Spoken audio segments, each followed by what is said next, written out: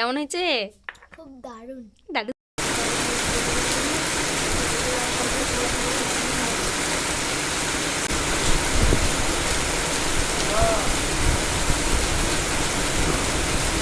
Hello everyone, তোমরা সবাই কেমন আছো? আশা করি সবাই খুব ভালো আছো, আমিও খুব ভালো আছি। দেখতেই পাচ্ছ বাইরে খুব বৃষ্টি নেমেছে, এখন ভীষণ বর্ষাকাল নেমে গেছে।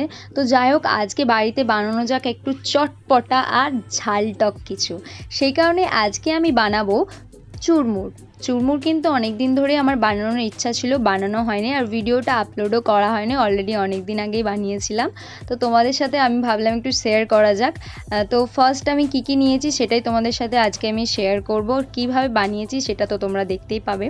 ভিডিওটা একদম স্কিপ করো না, পুরোটা দেখো। প্রথমে আমি নিয়েছিলাম সেদ্ধ করা আলু, আর আলুগুলো ভেবে সাইজ করে আমি কেটে নিয়েছিলাম। তারপর আমি নিয়েছিলাম সেদ্ধ করা লঙ্কা, তোমরা চাইলে কাঁচা লঙ্কাও অ্যাড করতে পারো।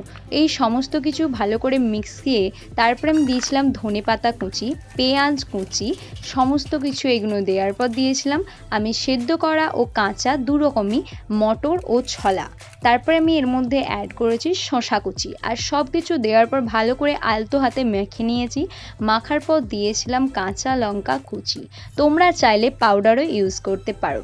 আমি কিন্তু কোনো ধরনের ভাজা মশলা ইউজ করিনি, তোমরা চাইলে অবশ্যই ধনে পাউডার ইউজ করতে পারো। তারপরে আমি দিয়েছিলাম এর মধ্যে বিট নুন, তোমরা চাইলে এমনি নর্মাল নুনও দিতে পারো। এরপর দিচ্ছি কুসুম বিচে, তোমরা নাও দিতে পারো, কিন্তু এটা দিলে খুব ভালো লাগে, আমার খুব ভালো লাগে এটা খেতে বেশি। তো যাই হোক, সমস্ত কিছু দেওয়ার পর এরপরে আমি ভালো করে আলতো হাতে মেখে নিচ্ছি। মাখার পর এরপরে আমি দেবো এর মধ্যে সেই না ফোলা ফুচকাগুলো, যেগুলো বানাতে চুরমুরের সাহায্য লাগবে। তো আমি সেই না ফোলা ফুচকাগুলো এখন আমি ভালো করে আলতো হাতে ভেঙে নিচ্ছি, দেখতেই পাচ্ছ। তো ভিডিওটা তোমাদের কেমন লাগলো অবশ্যই কমেন্ট করে জানিও, আর তোমরাও কিন্তু বাড়িতে অবশ্যই ট্রাই করে দেখো, তোমাদের খুব ভালো লাগবে। আমরা সত্যি কথা বলতে কলেজে স্কুলে গেলে আগে চুরমুড়ি খেতাম। আমি ফুচকা খুব একটা বেশি ভালোবাসি না, চুরমুর আর পাপড়ি চাট এগুলো বেশি ভালোবাসি। তো তোমরাও অবশ্যই কমেন্ট করে জানিও তোমাদের কোনটা বেশি খেতে ভালো লাগে। আমার তো জিভে এখন জল চলে এসছে, প্রত্যেকটা মানুষেরই এখন জল চলে আসবে।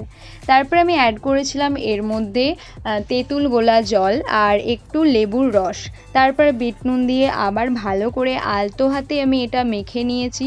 মাখার পর এরপরে ভালো করে তোমরা সার্ভ করতে পারো সবাইকে। আর ওপরে আমি দিয়েছিলাম একটু চিলি পাউডার, তোমরা অবশ্যই অন্য কিছু দিতে পারো, চাইলে নাও দিতে পারো, ঝালটা তোমাদের পরিমাণ মতন রেখো। ভিডিওটা কেমন লাগলো অবশ্যই কমেন্ট করে জানিও। দেখা হচ্ছে নতুন একটা রেসিপি নিয়ে তোমাদের সাথে খুব তাড়াতাড়ি। তোমরা কিন্তু অবশ্যই আমার চ্যানেলটিকে সাবস্ক্রাইব করে রেখো, আর অবশ্যই বাড়িতে কিন্তু রেসিপিটা ট্রাই করো। ওকে, চলো টাটা অ্যান্ড বাই বাই।